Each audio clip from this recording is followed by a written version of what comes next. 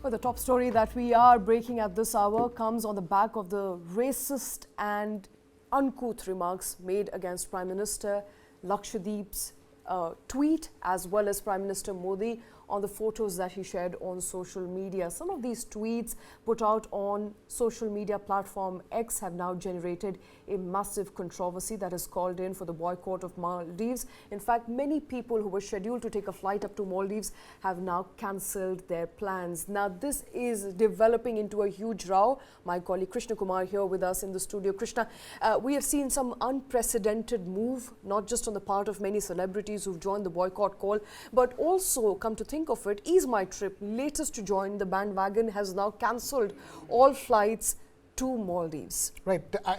That comes on the back of, the social media chatter about thousands of Indians cancelling their vacation to the Maldives on the back of all the controversy and all the back and forth that has been going on. Fact of the matter is that, we had that on Sunday. By Sunday, you had all those 3 ministers being suspended by the Maldives government. But the fact of the matter is you have to go back to where it began. It began with those tweets that you're talking about that Prime Minister Modi put out on his visit to Lakshadweep. And it was indirectly, in fact, it wasn't from the Prime Minister or from the Indian government, it was indirectly interpreted by many on Twitter and social media, Twitter as an X and on other social media platforms, that was a direct counter to Maldives, like pitting Lakshadweep as an alternate destination to the Maldives. Whereas it was Prime Minister Modi continuing something that he's always been talking about, vocal for local, asking Indians to take more vacations within India and explore so many parts of India that they haven't explored before. This wasn't a matter of saying that don't go to Maldives,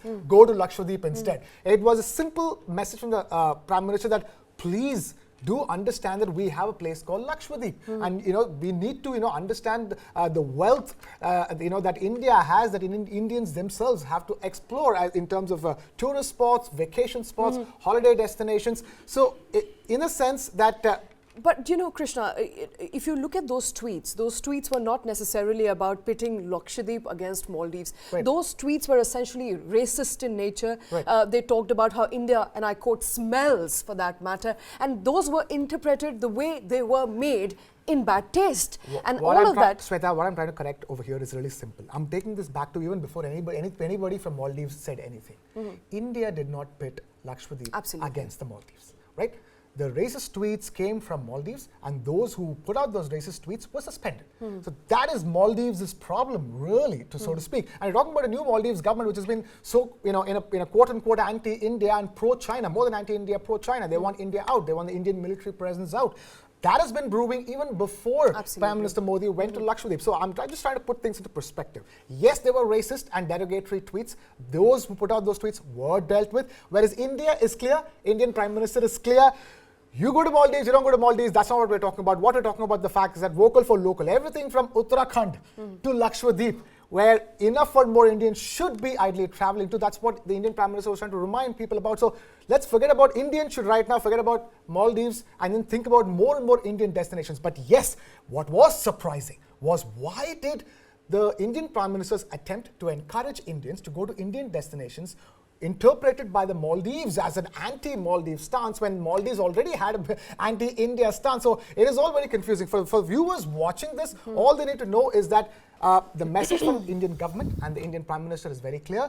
Keep exploring Indian destinations. And yes, it was absolutely in pathetic taste, the kind of tweets that came against us. And so what we're discussing essentially here this morning is, can Maldives afford to not have Indian tourists? I'm going to put some data to put this into perspective. And so the data that has come out as of December of 2023 from Maldives Tourism Ministry states that a total of 200,000, an upward of 200,000 people from India came to Maldives, and Indians substantially contribute to Maldivian tourism industry. So at this juncture, at this stage where Maldives, and if you put things into perspective as a continuation of ties which have been worsening between India and Maldives, at this juncture, can Maldives afford to not have Indian tourists? Well, it looks like it doesn't, and the problem is that it should be Maldives that should be concerned about it. Indians, at the end of the day, they are willing to let go of Maldives.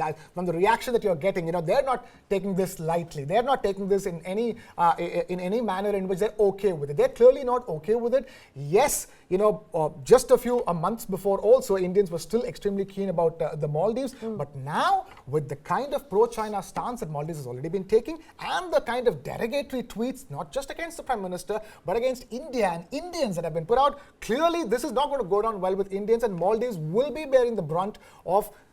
At some statistics say that Indians are the largest bunch of tourists to go to Maldives. They are. In fact, the statistics speak for themselves.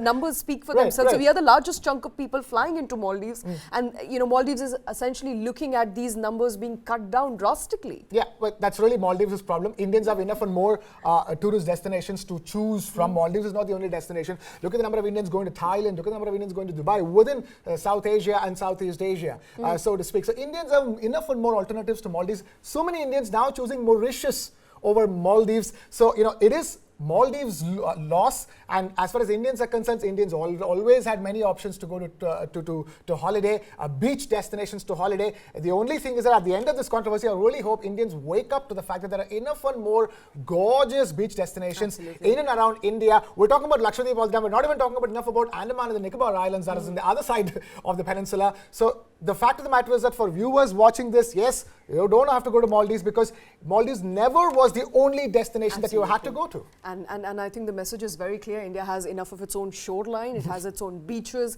cleaner, greener, better. But you just have to go out and explore. I think what's also interesting as a hashtag that is emerging from here is Chalo Lakshadweep. Yes. If you start a war against Indians for something that they do not initiate or did not initiate to begin with, we have enough and more alternatives. And EaseMyTrip there, I think interesting, Prashant Pitti, the chief of EaseMyTrip, has said water and beaches of Lakshadweep are as good as that of Maldives, and we at EaseMyTrip will come up with crazy special offers to ensure that more tourists now visit Lakshadweep as opposed to Maldives. The only question I have to ask, beg your pardon for being skeptic, is that does Lakshadweep have the kind of infrastructure to support the sudden influx? If all those 200,000 Indians were to suddenly choose Lakshadweep, does it have enough tourist infrastructure at this stage?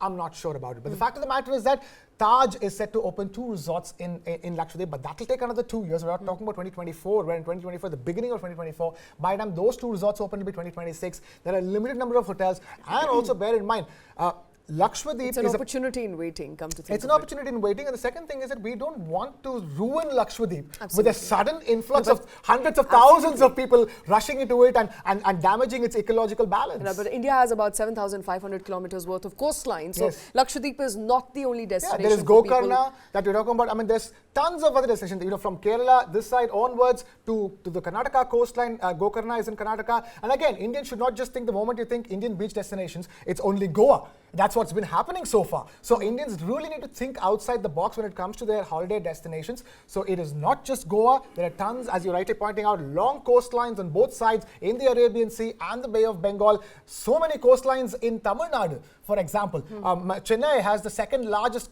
beach in the world, which is called Marina Beach. Yes, it's not a holiday destination, but then there are enough and more opportunities within India. That's probably the only lesson that Indian holiday makers have to take from this entire controversy. And obviously, as far as the India-Maldives ties are concerned, I mean, it's going from bad to worse. Okay, let's spend a minute on India-Maldives ties, because India and Maldives are very close partners, especially when it comes to tourism. And tourism is going to take a beating now on the back of those remarks. They have suspended the 3 ministers. Is that enough? What more are we expecting? Well, suspending 3 ministers right now, the kind of tweets that was put out, it should have been done earlier. It should have been 24 hours earlier. It should have been more immediate. It should have been sterner action, maybe dismiss them and not just a suspension. God knows. But the fact of the matter is that they've already been the new government in Maldives has a strong pro-China stance. Absolutely. I'm wondering where they're going to go with that.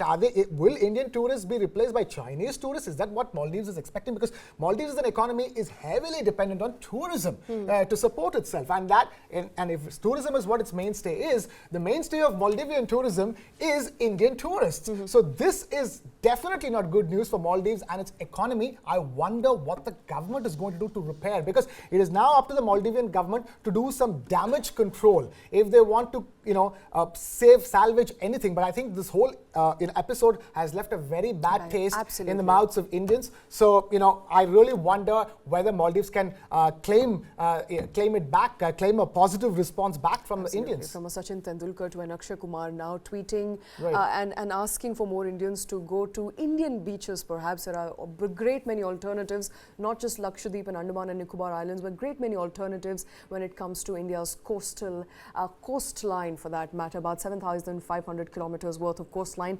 Too many places that you can go to, so many places that are serving to be an alternative to Maldives. But the latest row has taken a beating on the relationships that India and Maldives once had. To what extent can they be salvaged? We don't know, but 3 ministers have been suspended so far for making very utter racist tweets and speaking in a very disregarded fashion against Indian Prime Minister, and not just Indian Prime Minister, but also making racist tweets on India per se.